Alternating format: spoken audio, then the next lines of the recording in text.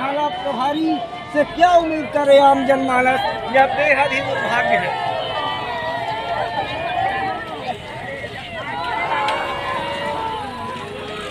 सभी इस समय रोड पर बैठे हुए हैं।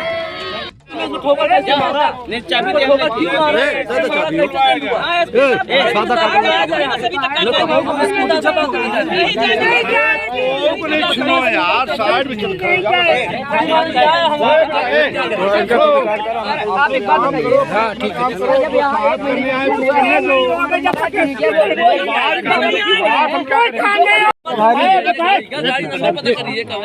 जैसा कि थाना प्रभारी जैसे ही मौके पर आते हैं और उनको यहाँ पर आप पीड़ित परिवार हैं, आपके साथ घटना हुई तो संवेदनशीलता उनको दिखानी चाहिए थी, पर जो उनका रवैया था उसको आप किस नजरिए और दृष्टि से देखते हैं? आपने खुद देखा कि टीआई साहब आते ही मुझको मुकदमे में फंसा देने की धमकी दिए। संवेदना नाम की चीज नहीं, भारत देश में कोई मौलिक अधिकार की बात करे तो उसके मौलिक अधिकार की भी बात न कर सके, इसके लिए ये भाजपा के गुंडे हैं।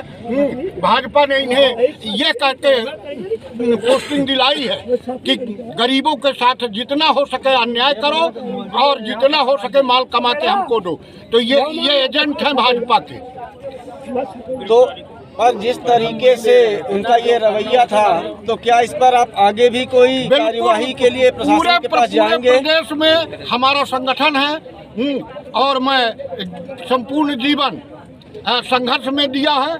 मुझे कोई भय नहीं कि मुझे जेल में सड़ना है या रोड में सड़ना है। मैं न्याय के लिए सदैव लड़ा हूँ और लड़ता रहूँगा। मैं किसी एसपी, डीएसपी, डीजी, एडीजी किसी सब के भय में नहीं हूँ। यदि भय में होता तो मैं यहाँ और इस पीड़ित परिवार को न्याय दिलाने के लिए नहीं आया हूँ। निवेदन करेगी। सबसे बड़ी बात ये है साहब से और क्या चाहेंगे थाना प्रभारी के रवैये पर? मैं तत्काल चाहूँगा कि थाना प्रभारी को निलंबित कर लाइन अटैच किया जाए और इनकी डी करके ऐसे अधिकारी को बर्खास्त किया जाए, क्योंकि यह जनता की सेवा योग्य नहीं है। इनको तत्काल निलंबित करके इनकी डी करा के और इनको बर्खास्त किया जाए। क्या कुछ मुआवजे की भी मांग आप लोगों के द्वारा है? बिल्कुल है। पीड़ित परिवार 10 लाख में अभी तक जा चुका। अब हम लोग कहाँ जाए? और आप देख रहे हैं सामने इनका घर है। कम से कम ये 8 से 10 लाख रुपए कर्जा काट चुके हैं। अब इनके परिवार का भरण पोषण कैसे हुआ? हम शासन से निवेदन करेंगे, आग्रह करेंगे कि इनको 10 लाख रुपए मुआवजा दिया। और जो ट्रीटमेंट में भी लगा खर्च, क्या उसकी भी मांग है या कि सिर्फ 10 लाख में ही? देखिए, ट्रीटमेंट तो हो चुका, अब प्राणी रहा नहीं। अब ट्रीटमेंट का पैसा ही तो मांग रहा हूँ गवर्नमेंट से, और क्या मांग रहा हूँ। और जो उनके परिवार जैसे कि बताया कि शादी भी हो गई थी 1 से 1.5 साल पहले, तो उनकी पत्नी भी है, उनके लिए मैं मुख्यमंत्री से निवेदन करूंगा कि परिवार से एक आदमी को नौकरी दी जाए ताकि परिवार का भरण पोषण हो सके। आप बताइए। मेरा नाम विजय सेन है, मैं अजय का बड़ा भाई हूँ जी। तो सब्जी लेने वो शाम को 6:30 बजे घर से गया था बाजार। कहाँ के लिए निकले थे? बाजार बस्ती के लिए जी। और उधर से सब्जी लेके लौट रहे थे जी। तो ठीक नगर पंचायत कार्यालय के सामने जैसे आए हैं तो निखिल तिवारी जी, पिता रविंद्रनाथ तिवारी है ना, काफ़ी तेज रफ्तार से मनगवा बस स्टैंड की तरफ से आ रहे थे। जी जी। कहाँ के निवासी हैं? वो मनगवा बस्ती के निवासी हैं जी। हैं और आ रहे थे और गाड़ी काफ़ी रफ्तार से आई लेके और अनियंत्रित होकर मतलब ओवर उल्टी साइड रॉन्ग साइड से उनको ठोकर मारा जी, है ना। हमारे पिताजी एवं भाई लोग उनसे मुलाकात करने गए आपसी भाईचारे के तौर पे जी, लेकिन उन्होंने बोला कि 2 बार 4 बार मिलने आओ, हमारे पास मिलने मत आना दोबारा जी, है ना, और जहाँ जो करना हो तो कर लेना है ना, मेरे पास मत आना, ना मेरे घर आना है ना। मनगवा पुलिस क्या बोली आप? मनगवा पुलिस थाने में गए तो हम 10 दिन बाद तो किसी तरह से FIR कर दिए वहाँ पे जाके जी, और FIR हो चुका है। वहाँ के TI साहब ने बोले हैं कि हम कार्रवाई करेंगे जी जी, लेकिन अभी तक हमारे कुछ समझ में और कुछ दिख नहीं रहा है कि उन्होंने क्या कार्रवाई अभी तक किया है। जी जी, ठीक। जैसा कि थाना प्रभारी जैसे ही मौके पर आते हैं और उनको यहाँ पर आप पीड़ित परिवार हैं, आपके साथ घटना हुई तो संवेदनशीलता उनको दिखानी चाहिए थी, पर जो उनका रवैया था उसको आप किस नजरिए और दृष्टि से देखते हैं? आपने खुद देखा कि टीआई साहब आते ही मुझको मुकदमे में फंसा देने की धमकी दिए। संवेदना नाम की चीज नहीं, भारत देश में कोई मौलिक अधिकार की बात करे तो उसके मौलिक अधिकार की भी बात न कर सके, इसके लिए ये भाजपा के गुंडे हैं।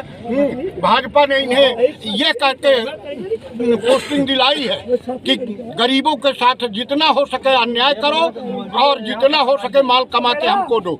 तो ये एजेंट हैं भाजपा के। तो और जिस तरीके से उनका ये रवैया था, तो क्या इस पर आप आगे भी कोई कार्यवाही के लिए प्रशासन के पास जाएंगे? प्रदेश में हमारा संगठन है और मैं संपूर्ण जीवन संघर्ष में दिया है। मुझे कोई भय नहीं कि मुझे जेल में सड़ना है या रोड में सड़ना है।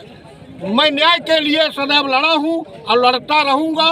मैं किसी एसपी, डीएसपी, डीजी, एडीजी किसी सब के भय में नहीं हूँ। यदि भय में होता तो मैं यहाँ और इस पीड़ित परिवार को न्याय दिलाने के लिए नहीं आया हूँ। निवेदन करेगी। ये सबसे बड़ी बात ये है साहब से और डीएम से क्या चाहेंगे थाना प्रभारी के रवैये पर? मैं तत्काल चाहूँगा कि थाना प्रभारी को निलंबित कर लाइन अटैच किया जाए और इनकी डी करके ऐसे अधिकारी को बर्खास्त किया जाए, क्योंकि यह जनता की सेवा योग्य नहीं है। इनको तत्काल निलंबित करके इनकी डी करा के और इनको बर्खास्त किया जाए। क्या कुछ मुआवजे की भी मांग आप लोगों के द्वारा है? बिल्कुल है। पीड़ित परिवार 10 लाख में जिंदगी से चला गया, अभी तक जा चुका। अब हम लोग कहाँ जाए? और आप देख रहे हैं सामने इनका घर है।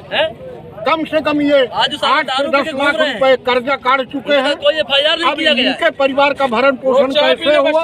हम शासन से निवेदन करेंगे, आग्रह करेंगे कि इनको 10 लाख रुपए मुआवजा दिया।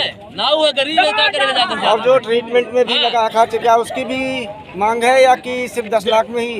देखिए ट्रीटमेंट तो हो चुका, अब प्राणी रहा नहीं। अब ट्रीटमेंट का पैसा ही तो मांग रहा हूँ गवर्नमेंट से, और क्या मांग रहा हूँ। और जो उनके परिवार जैसे कि बताया कि शादी भी हो गई हाँ, 7 से 1.5 साल पहले, तो उनकी पत्नी भी है, उनके लिए मैं मुख्यमंत्री से निवेदन करूंगा कि परिवार से एक आदमी को नौकरी दी जाए ताकि परिवार का भरण पोषण हो सके।